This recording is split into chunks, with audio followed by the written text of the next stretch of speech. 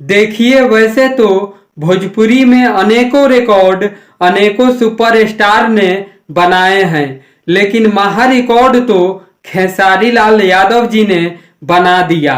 जी हाँ, सही सुना आपने। खेसारी लाल यादव जी का एक गाना रिलीज किया गया बिल्कुल नया चैनल से, जिस गाने का नाम है नीमो खरबूजा भइल 2, और ये गाना मात्र 12 दिन में ही कमाल कर दिया। इस गाने पर 12 दिन में व्यू 30 मिलियन से भी ज्यादा मिल चुका है, जबकि इस गाने पर लाइक 7 लाख से भी ज्यादा मिला है और 60,000 कमेंट किया गया है।